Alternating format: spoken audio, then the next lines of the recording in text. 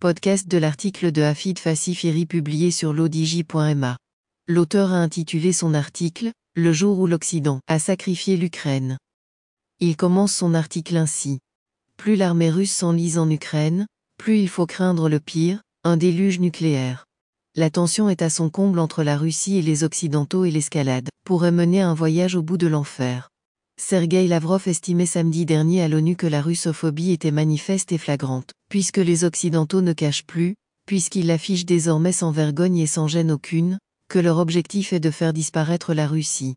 Et les récentes provocations occidentales, même si ces derniers affirment le contraire, laissent penser que la guerre véritable ne fait peut-être que commencer. La preuve, l'escalade actuelle est la conséquence d'un interminable dialogue de sourds, qui pourrait conduire à une déflagration totale et une destruction massive.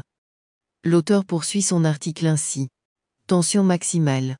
Ultime provocation, les Occidentaux semblent tabler sur un soulèvement des Russes contre Vladimir Poutine et spéculent sur un éventuel coup d'État qui ferait chuter le maître du Kremlin. La Maison-Blanche a le génie de l'indignation sélective et elle redouble de pirouettes pour avoir la mémoire courte. Messieurs les Américains et les Occidentaux, avez-vous oublié l'invasion de l'Irak et ce projet de diviser ce pays en 3 entités, sunnites, chiites et kurdes? Avez-vous oublié la Palestine, la Syrie et la Libye? Avez-vous oublié la création de l'État islamique, Daesh? Aussi, le prétexte de l'annexion de territoires ukrainiens par la force n'est-il tout juste qu'un alibi farfelu vu le passif et les antécédents de l'administration américaine et de ses alliés sur cette question au cours des 50 dernières années? Par ailleurs, Washington a profité de la récente Assemblée générale de l'ONU pour exprimer son agacement face au veto russe au sein du Conseil de sécurité. Oui, mais combien de fois le veto américain a-t-il couvert l'annexion par Israël de territoires palestiniens et entravé l'adoption des résolutions de l'ONU contre l'État hébreu? L'auteur précise sa pensée ainsi. Aujourd'hui, Washington s'offusque et montre son indignation par rapport à la 50aine de personnes qui auraient été tuées à Téhéran cette semaine, mais ce chiffre est nettement inférieur que celui des personnes abattues par des policiers américains depuis le début de l'année. Les Américains ont tout fait pour diaboliser les oligarques russes, mais en Occident personne ne parle des oligarques occidentaux.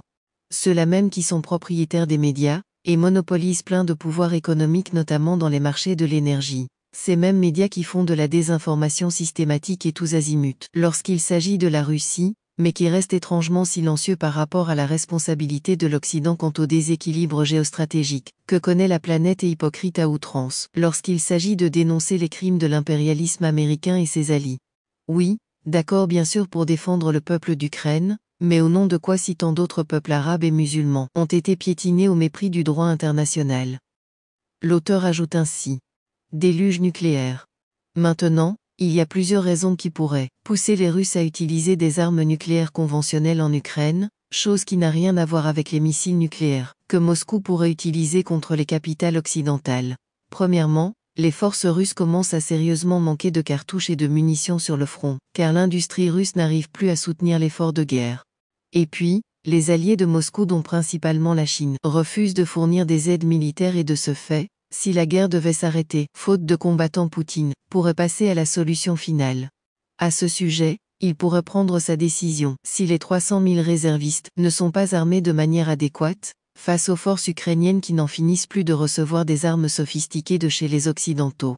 Deuxièmement, si les sanctions économiques et financières décidées contre Moscou et dont l'objectif est le démantèlement de l'économie d'État proche du Kremlin commencent à ébranler le clan Poutine, la réaction de ce dernier pourrait s'avérer brusque, violente et imprévisible. Et puis, finalement à Moscou il n'est absolument pas question pour la Grande Russie de perdre la guerre, même si en 7 mois les forces russes ont perdu beaucoup plus d'hommes que pendant les 10 ans de la campagne d'Afghanistan.